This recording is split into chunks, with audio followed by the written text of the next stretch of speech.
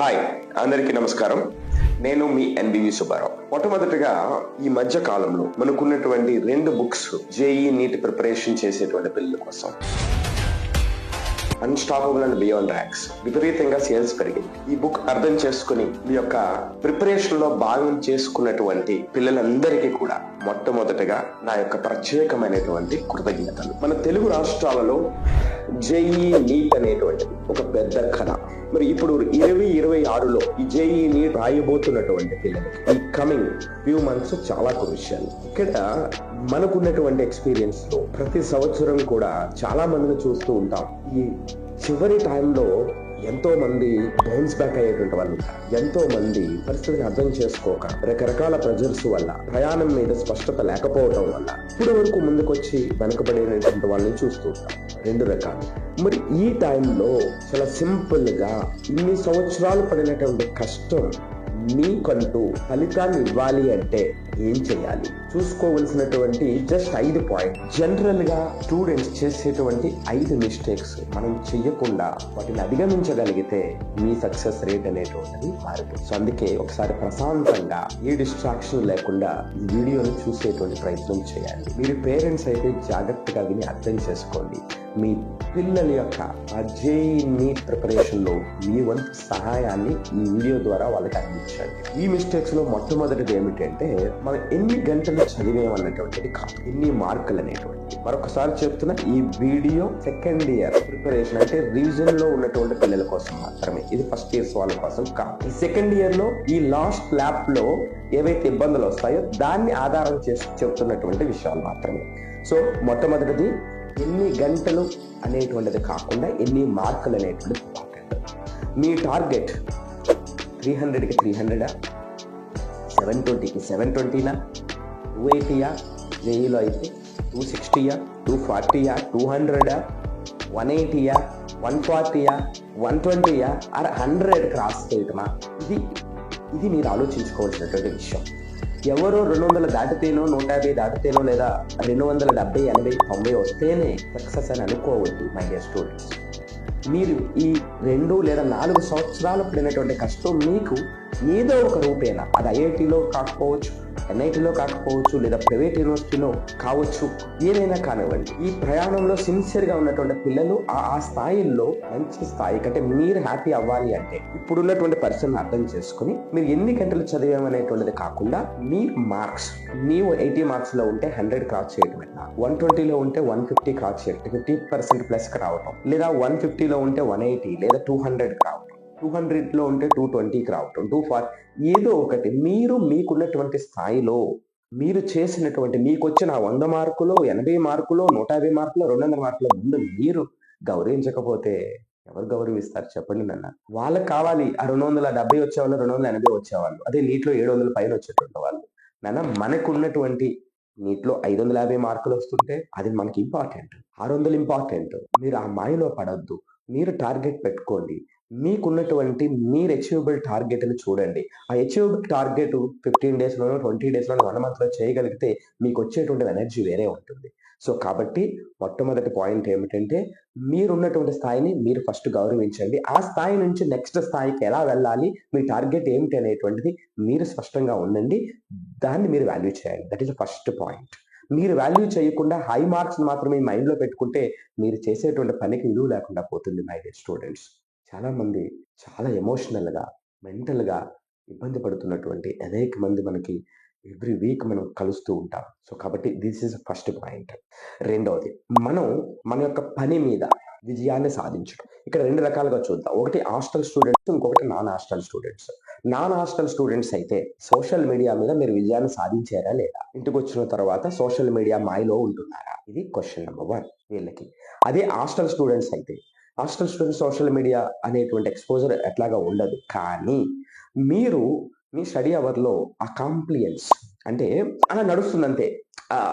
ఆ ప్రిపరేషన్ అయిపోయిన తర్వాత హ్యాపీనెస్ ఉండదు, ఏదో నడిచిపోయిందంతే. ఆ తెలియనటువంటి ఆ సంతృప్తి భావన కూడా అనలేము దాన్ని, అసంతృప్తి భావనే అనాలి. కానీ బట్ మీరు గంటల తరబడి బుక్స్ తో ఉంటారు, కానీ అసంతృప్తిగా ఈరోజు చేసేంలే మరలా అది ఆ ప్రిపరేషన్ కానీ ఆ టైం కానీ మీకు కాన్ఫిడెన్స్ ఇవ్వదు. దీన్నే ప్లాటూ స్టేజ్ అంటాం.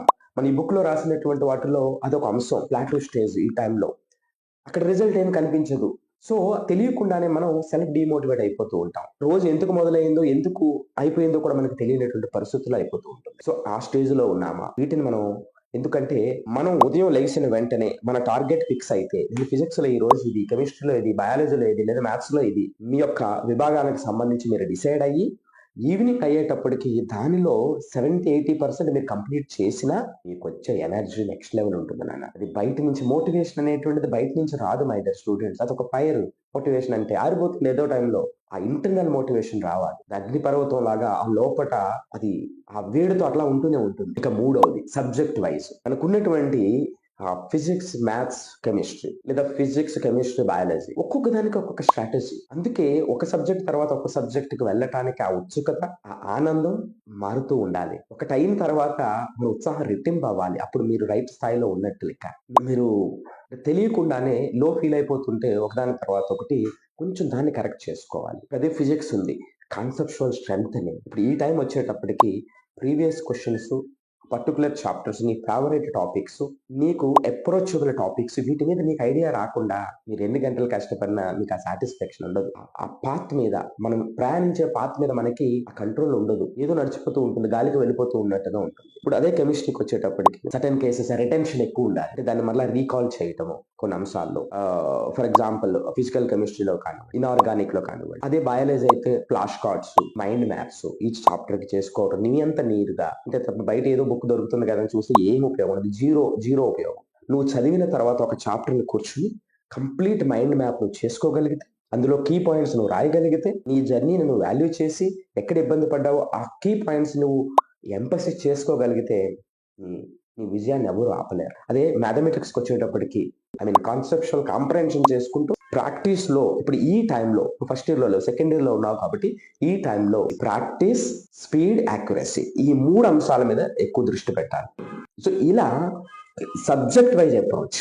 అందుకే 2 hours తర్వాత సబ్జెక్ట్ మారితే మనకి ఆ ఉత్సాహం రెట్టింపు అవ్వాలి. మై డియర్ స్టూడెంట్స్, మరొకసారి చెప్తున్నా, మీ టార్గెట్ 100 మార్కులు కావచ్చు, 150 మార్కులు కావచ్చు, 200 కావచ్చు, లేదా 300 కావచ్చు, లేదా 450 కావచ్చు, 550 కావచ్చు, 600 కావచ్చు, లేదు 720 కావచ్చు. ఇక 4వది మాక్ టెస్ట్.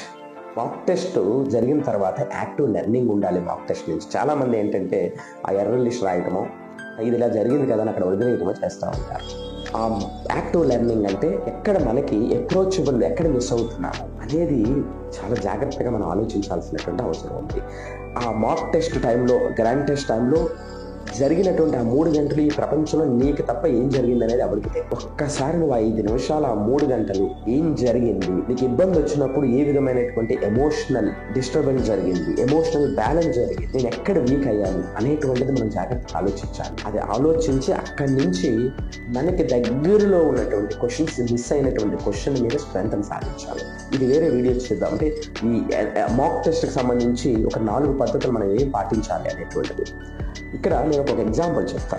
నా దగ్గర ఒక పిల్లవాడికి మ్యాథమెటిక్స్ 45 minutes లో చేసేస్తూ ఉండేవాడు. 100 రావాల్సినటువంటి పిల్లవాడు, కానీ ఒక్క క్వశ్చన్ 2 క్వశ్చన్లు పోతా ఉంటాయి. కానీ 45 to 50 minutes లో చేసేవాడు. మెయిన్స్ గురించి చెప్తున్నా. ఎక్కడ ప్రాబ్లము ఎంత చెప్పినా సరే మనం అలా ఒక 7-8 ఎగ్జామ్స్ ట్రాక్ చేసి ఎక్కడ ప్రాబ్లం వస్తుందని చూస్తే చాలా ఆశ్చర్యపోయినటువంటి రిజల్ట్ వచ్చింది. ఈ పోయినటువంటి క్వశ్చన్స్ లో ప్రతి చోట కూడా చాలా సింపుల్ కాలిక్యులేషన్, 2 3s are 6 బదులు 5 రాయటం లాంటి సిలీ మిస్టేక్స్ చేసినటువంటి సందర్భం. సో ఎప్పుడైతే ఈ ప్యాటర్న్ మనం కనుక్కున్నామో ఆ పిల్లవాడికి అర్థమైన తర్వాత అది కరెక్ట్ అయ్యింది. సో ఇది క్లారిటీ కావాల్సినటువంటి యాక్టివ్ లెర్నింగ్. అంటే లాస్ట్ పాయింట్ ఏమిటంటే first believe your self, respect your self. అదే టైంలో have courage to love your mistakes. మిమ్మల్ని మీరు అభిమానించుకుంటూనే, మిమ్మల్ని మీరు వాల్యూ చేసుకుంటూనే, మీకు మీరు బిలీవ్ చేసుకుంటూనే మీ తప్పుల్ని అర్థం చేసుకునేటువంటి కరేజ్ కూడా మీకు ఉండాలి. సో ఈ 5 పాయింట్స్ ఈ చివరి ల్యాబ్లో మీరు రోజువారీ మైండ్లో పెట్టుకుంటే, ఈ యాక్టివిటీకి సంబంధించి జాగ్రత్తగా అర్థం చేసుకుంటే మీ విజయం తథ్యం. So wish you all success my dear lovely students. Parents ఎవరైతే ఇది చూస్తున్నారో అర్థం చేసుకోండి, వాళ్ళకి సరైనటువంటి విధంగా కమ్యూనికేట్ చేయండి. లేదా ఇద్దరు కలిపి చూసి ఇద్దరు మాట్లాడుకోండి. ఈ 5 పాయింట్ల మీద మీ పిల్లలు చెప్పమనండి. మీరు వినండి, మీరు చెప్పవద్దు, వాళ్ళని చెప్పమనండి, వినండి. మీరు ఇవ్వాల్సినటువంటి సలహా ఉంటే ఇవ్వండి. ఎప్పుడైతే వాళ్ళు చెప్పారో వాళ్ళకు మంచి క్లారిటీ వచ్చినట్టు ఆచరించడానికి ఎక్కువ ఛాన్సెస్ ఉంటాయి. Thank you very much for watching this video. మీ విలువైనటువంటి అభిప్రాయాలను కామెంట్ రూపంలో తెలియచేయండి.